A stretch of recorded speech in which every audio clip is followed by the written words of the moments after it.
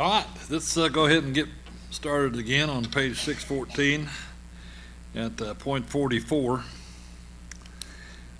Here, the rise extends from Benjamin's gate to the place of the first gate, which implies that the first gate is no longer in that place, but was known by Zechariah's readers at that time in history past. Now, nobody knows for sure that I could tell which was the first gate that was constructed in the walls. Now, you remember, whenever David came and he captured Jebus, which is Jerusalem, and he lived in there and named the part of it that he lived in the city of David, we know that this was someplace that they thought was impenetrable. So obviously there was some walls around it, and there was probably some gates around it, but obviously, it was something that was done probably back in the Canaanite times, if you will, and it survived all these years. But as you know, there's been several times in history past that the city of Jerusalem has come under attack by, Syrian, Babylonian empires, the Greeks, Romans, the Greeks not as much as the rest of them, the Persians, And of course we know that Nebuchadnezzar, well, what did he do? Well, he tore down, walls, set the city on fire, did all this stuff, burned the temple, stole all the utensils out of there. And the Romans, they took it down to the foundation stones, just like Christ said. So there's been a lot of damage. And there's actually places, though, in the city where I've seen pictures of it. I noticed that they came up with one, I think it was a couple of years ago here, where they said they'd uncovered in an excavation a part of an old city wall that they thought was pretty much close to where the king's gardens were. But that's something that we don't really know for sure. I know on these maps that I came up with, well, they show the king's gardens in two different places. So that's something that we just don't know. And during that particular time in history past, obviously this map is the older map that shows certain things. And whenever you go to the center of this particular map right here, and you look at where the Temple Mount is, and you'll see there where they have the different courts, the great court, inner court, outer court, and what have you like that. Well, right next door you got the king's palace, right there. And you have the king's garden. Backing up from there, you can see, this is the king's garden area. You can obviously see from that. But then, of course, we have outlined right here the first gate. Now, you remember when Zechariah was talking about this and talking about the front of the city, well, that was the east side of Jerusalem. That was what they considered the front of the city at that particular time in history.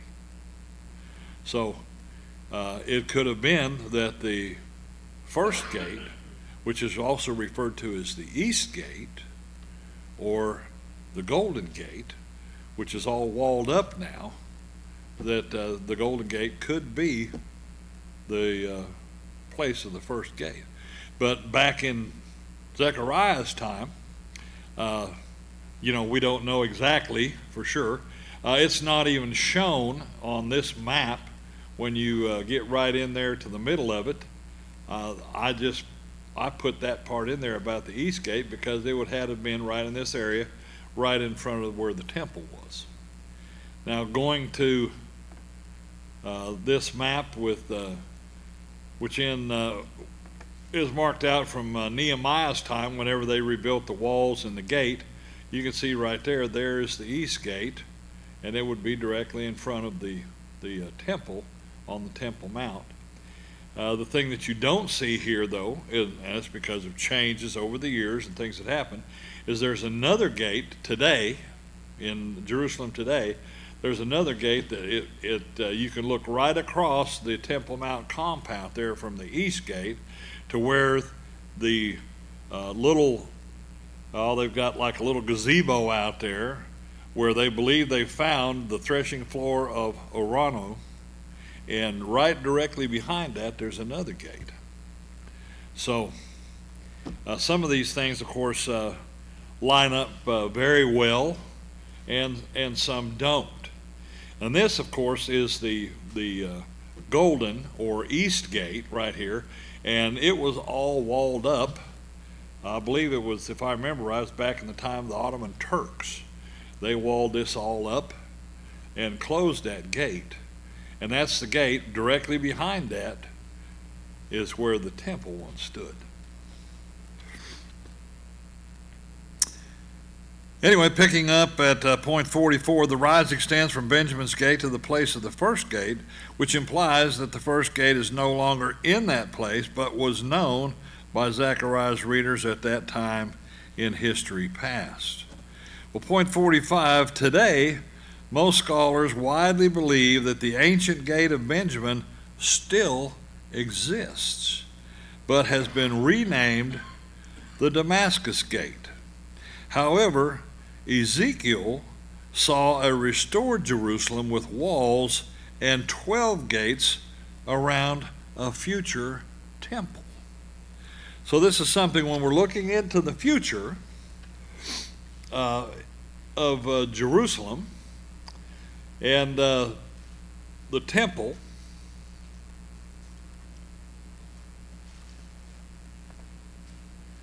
see if we can get back to this. I guess we're there. Okay. We want to take a look at Ezekiel 48, verses 30 through 35.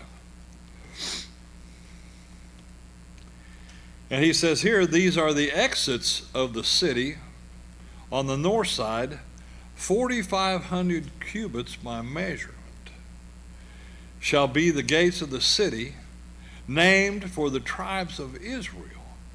3 gates toward the north.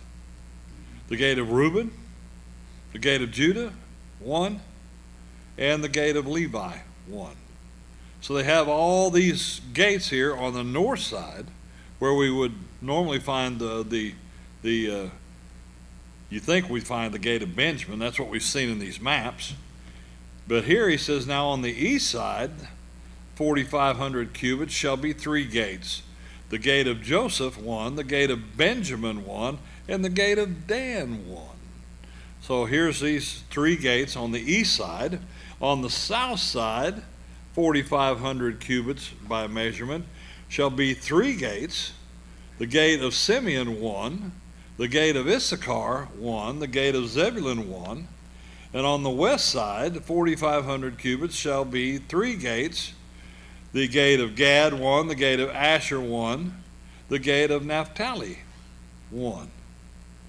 Well, he goes on to say in verse 35, the city shall be 18,000 cubits round about, and the name of the city from that day shall be, the Lord is there. You see, indicating his presence in the city.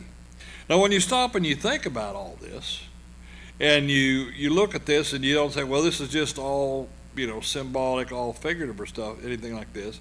But I look at it and I believe this, with all these geological changes that take place with the split of the Mount of Olives, and how all these tectonic plates and things are going to move. These faults are going to open up, and the mountains are going to be turned into a plain. Well, obviously, Jerusalem's going to rise. But it is symbolic of Christ being there and Jerusalem rising above everything else because Christ is there. So there is some symbolism in this, if you will. But we'll move on with it and try not to drag it out too much. But I do take this as something literal, something that will literally happen in the last days as we move towards the establishment of the Lord's kingdom. It'll be actually the last days of the tribulation. Point 48, during the time when Nehemiah and others rebuilt the walls, they not only rebuilt the gates, but also added gates during the rebuild project, with 8 gates mentioned during the dedication ceremony. So looking back to Nehemiah, again in the Old Testament, right after the book of Ezra, Nehemiah chapter 12, pretty close to the end of the book, verses 30 through 43.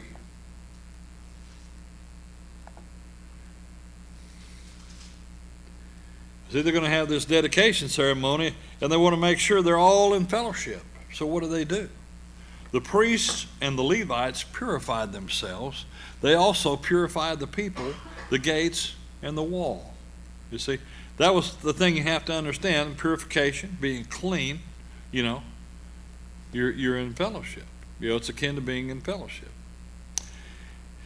And here, Nehemiah says, "Then I had the leaders of Judah come up on top of the wall, and I appointed 2 great choirs, the first proceeding to the right on top of the wall toward the refuse gate." Now, the refuse gate is what, if you've looked at some of the gates around Israel, that's the dung gate. Okay? They call it, they're trying to be, I guess, politically correct in their translation, the refuse gate. But anyway, it's the dung gate. And evidently he must have been pretty proud of his work, because he's got a bunch of people walking on top of the walls.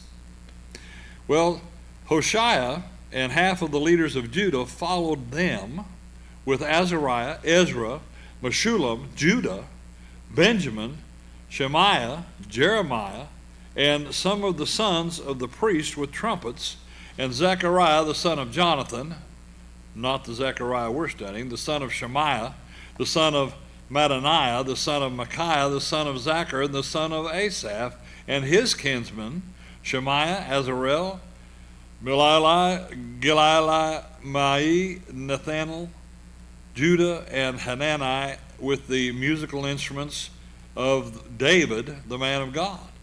And Ezra the scribe went before them. Well, he says right here, at the fountain gate, they went directly up the steps of the city of David by the stairway of the wall above the house of David to the water gate on the east. There, the second choir proceeded to the left, while I followed them with half of the people on the wall above the tower of the furnaces to the broad wall, and above the gate of Ephraim by the old gate, by the fish gate, the tower of Hananel, and the tower of the 100, as far as the sheep gate, and they stopped at the gate of the guard. It says, "Then the 2 choirs took their stand in the house of God. So did I, and half of the officials with me, the priests, and the priest Eliakim, Maaseiah, Menamin, Micaiah, Eloni, Zechariah, and Hananiah with the trumpets, and Maaseiah, Shemaiah, Eliezer, Uzai, Johanan, Malchijah, Elam, and Ezer, and the singers sang with Jezreiah their leader. And on that day they offered great sacrifices and rejoiced, because God had given them great joy. Even the women and children rejoiced, so that the joy of Jerusalem was heard from afar." It was a big deal that they did all this. It really was. And when we consider all that, of course, looking back at the map here, in Nehemiah's times, just to get an idea, if you will, of what's going on, and you can see the direction here, where how north points and what's east and what have you. But I didn't get it in the picture very well. But when we talk about the dung gate, it's way down here at the bottom, see? And then, of course, we've included the fountain gate, and here's the water gate. The valley gate is over here. And the best I could tell from this is whenever they got up on the walls, they did it from inside the walls. And he talks about how they went up and they went to the left and all this stuff. Well, here in this particular area, we show the pool of Siloam, and the king's garden is right there. You say, well, Greg, what's so important about the king's garden? Well, because there's more to say about Zechariah here and the perimeter of the city. But what he's doing is he's saying that this whole area that's walled off by these gates is going to be preserved, and it's going to rise up above everything.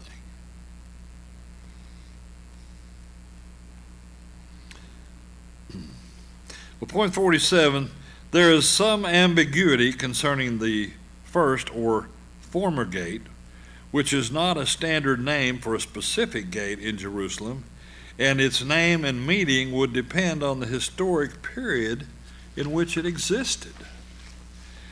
Well, that's one of the things, you talk about this, and you talk about Benjamin's gate, and if you put this into your thinking and say, well, if the Benjamin's gate's up here, and then this first gate's down here, well, then it doesn't make much sense where it says, from the Tower of Hananel to the king's wine presses. You see, because he'd be going in the other direction, skipping over some of this stuff. Well, point 48, looking in this particular area here, up here at the top, where you have the Tower of Hananel, and this would be the sheep gate, would be Benjamin's gate, and of course the first gate could be the Golden Gate. 48, the articular noun ha-rishon is a substantive. It's an adjectival substantive, and can be translated to describe or designate a number, a rank, order, or time as the first, the chief, or as the former. But from Ben's gate to the first gate is a section of the wall that borders the city. See? That's what he's doing. All this wall basically around here borders the city of Jerusalem, and the Temple Mount, everything's inside that. And that's what's going to be raised up. Well, the phrase Sha'ar HaPanim, even to the corner gate, related another section of the wall from the first gate, which may run north or south depending on what Ha-Rishon really means. And of course it depends on what side of the wall they were standing on at the time of Zechariah, what side he was referring to. But obviously the people at that time, they knew exactly what Zechariah was talking about. Well, point 50, nevertheless, the designation first gate may be a reference to an early gate in the walls of the old city of Jerusalem, which could have been the earliest version of the east gate. The first gate, making the first gate the Golden Gate. And you can see here the east gate in this particular picture on the right there, the one I was talking about earlier before break, where it goes to the temple. And of course that gate is the gate that's walled up outside of Jerusalem today. And you can see down below the gate there all these little monuments and headstones and whatever have you like that. And there are more of them. Here's another view, closer view from another angle. You can see all these graves in this cemetery over here. And to go in and back off away from the Golden Gate, that whole area over there on the east side of Jerusalem has now become a cemetery.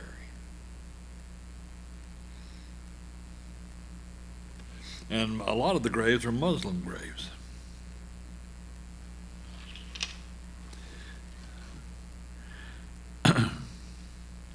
Point 51, with the phrase Umegadal Hananel Ed Yeker Hamalek, translated by the New American Standard as, and from the Tower of Hananel to the king's wine presses, related the longest walled area around Jerusalem from the north to the south.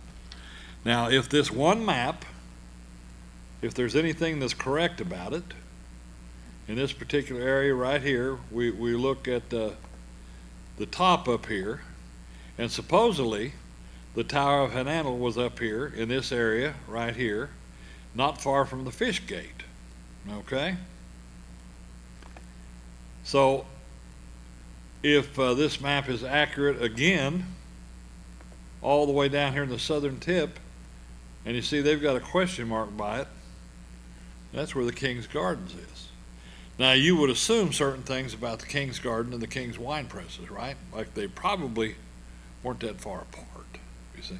Recently, they discovered in Israel what they believe to be about a 5,000-year-old wine press. And, if that pans out, well, I'll report on that at a later date.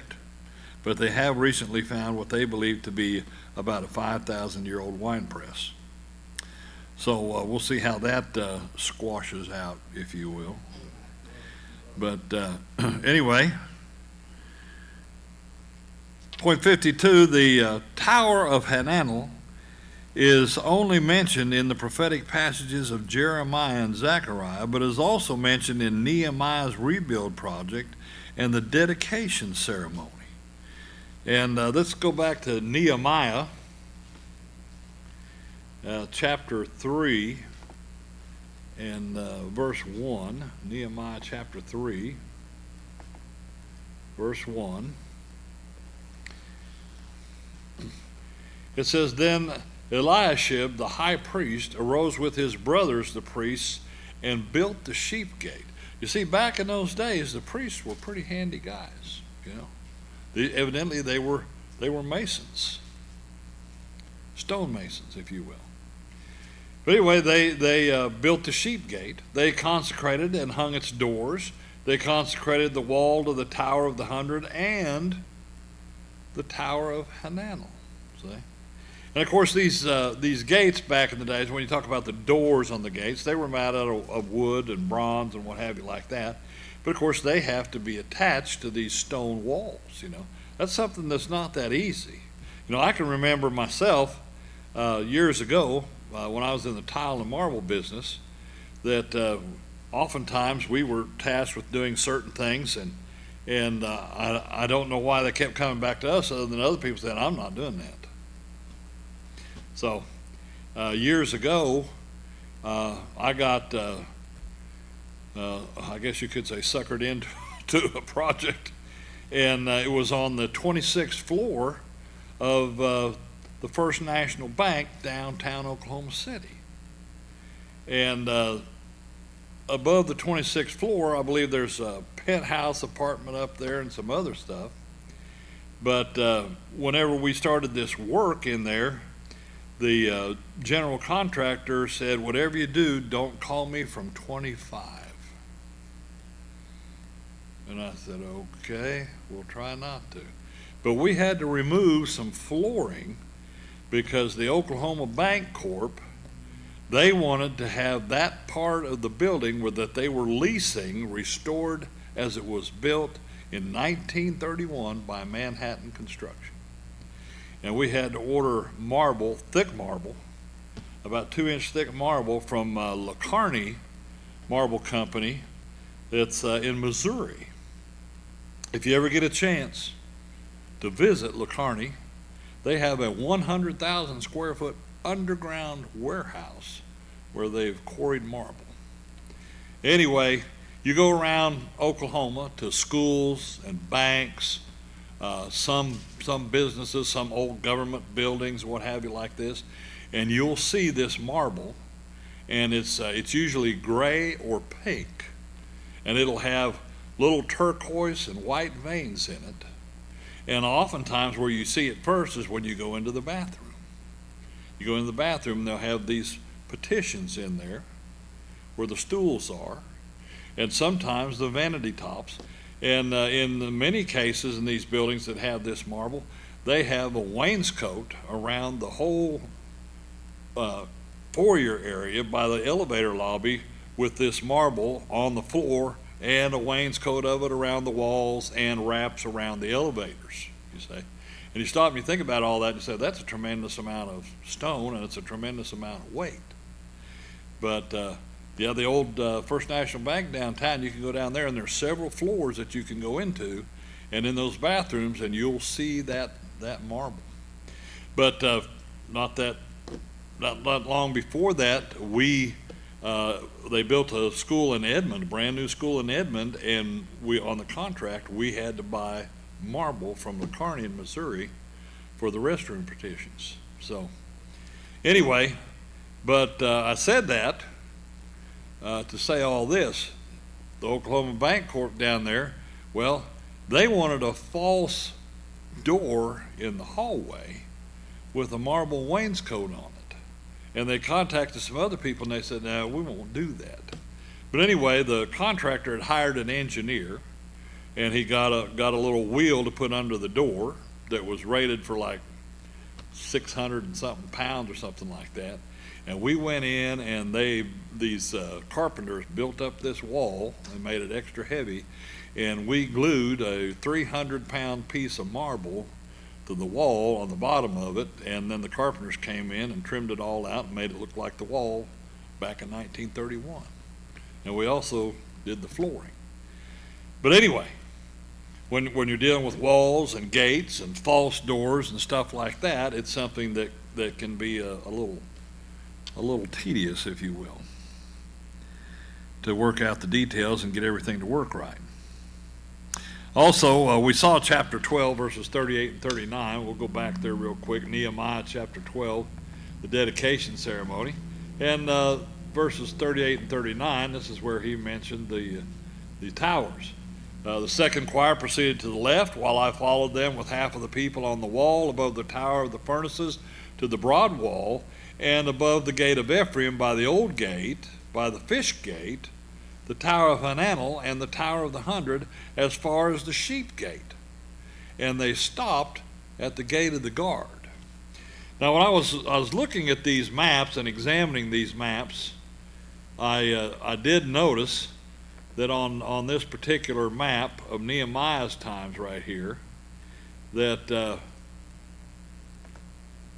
up at the top here, when he talks about going around these towers and what have you like this, and there's the old gate, or the Jeshanah gate, the tower of Hananel, the fish gate, and of course the sheep gate. And then he mentions the gate of the guard, which I'm assuming must be what they call the inspection or the muster gate.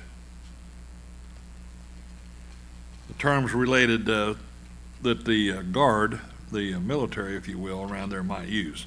Point 53, the Tower of Hananel is a significant landmark located on the north wall near the northeast corner, not far from the sheep gate. Now this is something that, these things are talked about, these gates and landmarks, even during the time of Christ. They were still there, if you will. Well, I guess I lost my header there. Turning to John chapter 5 and verse 2 in the New Testament. John chapter 5 verses 1 and 2. It says, after these things there was a feast of the Jews, and Jesus went up to Jerusalem. Now there is in Jerusalem by the sheep gate a pool, which is called in Hebrew Bethesda, having 5 porticos. So Jesus goes to Jerusalem by the sheep gate. See, this is where he's at.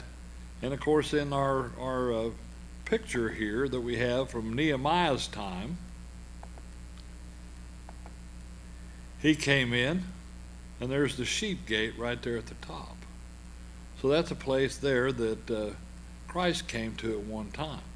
This is something that, trying to determine which one is the corner gate, well, there was no hope there other than the old map that showed the corner gate, if you will.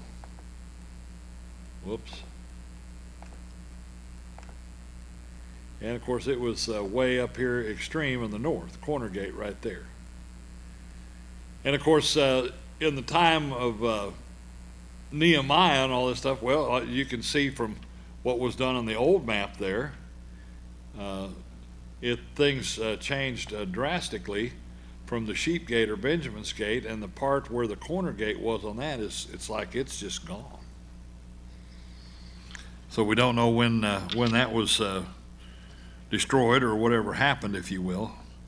And when you talk about the people of Zechariah's time, and they come back and they find the city devastated and the walls torn down, the gates torn off,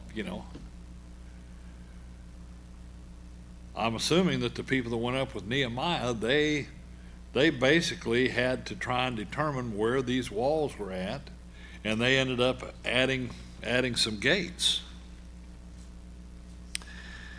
Well, point 54, the phrase Ad Yaker Hamelech, translated as the king's wine presses, is found nowhere else in the Old Testament, but it is assumed that they would be somewhere close to the king's garden. And that's something, of course, that we want to take a quick look at Nehemiah chapter 3 and verse 15. So back to the book of Nehemiah, right after the book of Ezra, Nehemiah chapter 3.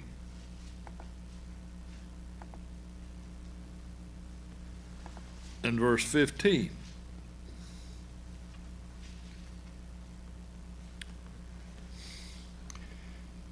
Now here he's talking about, of course, some things as they've planned these repairs out, and some of the people have actually worked on things. It says, Shallum, the son of Kol-Hazeh, the official of the district of Mizpah. Now see, Mizpah is not very close to where we're at right now, the city of Jerusalem. He repaired the fountain gate. He built it, covered it, and hung its doors with its bolts and its bars, and the wall of the pool of Shelah, which most of your lexical and reference aids say this is talking about the pool of Siloam. Pool of Shelah is the pool of Siloam. But it says, in the wall of the pool of Shelah and the king's garden, as far as the steps that descend from the city of David. Now you remember when Nehemiah talked about them going up the steps, by the city of David, and that's where, David, that's where his palace was years in the past, okay? So going back to the map, if you will, if all that's correct from Nehemiah's time, we assume that it is because we believe the scriptures to be true, well then the king's garden is down here not far from the dung gate and the fountain gate. And it was believed, I read an article about how they believed that the king's garden was actually watered from the pool of Siloam, which was fed by the Gihon Springs. Well, you can make a list of questions and we can ask the Lord about it someday, I guess, or the people, maybe David or Solomon. Well, point 55, based on the walls and gates maps and information since Nehemiah rebuilt the walls and the gates in Jerusalem over 2,400 years ago, at least 3 of the 10 gates have been eliminated or closed, and most of the names have been changed. Well, with all the things that happened with the Babylonians and the Romans, tearing the city apart, tearing it to pieces, and we look and see what we have nowadays compared to what Zechariah talked about back in the day, what he predicts will happen in the future. This is something where maybe someday somebody, some scholar or engineer will pop up and say, this gate has to be this gate according to what's written by Zechariah. There's nothing that I could find on the web where somebody has done anything like that. And to me, it would be a massive undertaking to try and do that based on all the variations of the maps. But these two maps that I've got show all the gates between the two of them that Zechariah talks about. Well, today, 2025, there are 8 gates in the walls of Jerusalem, but only 7 are open to use. The Golden Gate on the eastern wall is closed, while the other 7, the Haffa Gate, Zion Gate, Dung Gate, New Gate, Herod's Gate, Lion's Gate, and the Damascus Gate are open to traffic. Okay? Now we talk about these gates. We looked at the Golden Gate there, and we saw the couple of different views there. And this is 2 pictures of the Damascus Gate. If you look at it, you'll be able to see there's some differences. There's an old picture on the right and a modern picture on the left. And you can see that the older picture there shows these 2 areas there, which were probably part of the square where people came and did business and talked over things at the city gates. You notice there that there's on the picture in the right there, that there's a man riding a donkey. So you may not see much of that if you went to Jerusalem today, but you can look at this and tell by the wall itself that this is same area at a different time. Well, point 57, all these gates and landmarks that encompass the entire city of Jerusalem are an allusion to Jeremiah's prophecy, which will be fulfilled when the Lord returns and establishes his kingdom in Jerusalem. Let's look at Jeremiah 31. Jeremiah chapter 31.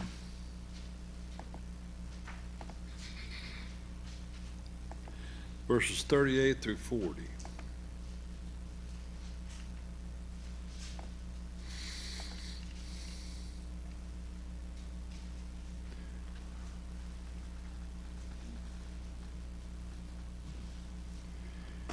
And here's this prediction. Now you think about what happened back in the days of Jeremiah.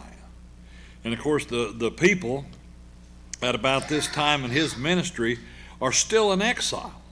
Okay? And this is a promise to the people back at that particular time. But you have to understand that there are some things in here that deal with an eternity, a future eternity with these particular people. And here the Lord declares, behold, days are coming when the city will be rebuilt for the Lord from the tower of Hananel to the corner gate. Okay? Now these would be from one point all the way back around to the other. The measuring line will go out farther, straight ahead to the hill Gareb, then it will turn to Goah. And the whole valley of the dead bodies and of the ashes and all the fields as far as the brook Kidron to the corner of the horse gate toward the east shall be holy to the Lord. It will not be plucked up or overthrown any more forever, pointing to a time in the future. So this area that's on the east side of Jerusalem that's been defiled by this cemetery will be holy to the Lord. It will be something that will be significantly changed whenever the Lord returns at his second coming. So all this, the city of Jerusalem rising up, being on a plain, when Christ returns, it's going to be spectacular. We'll have never seen anything like it. Father, we thank you for the opportunity to study your word. We pray that you'd continue to bless us as we pursue the Christian way of life. We ask these things in Christ's name. Amen.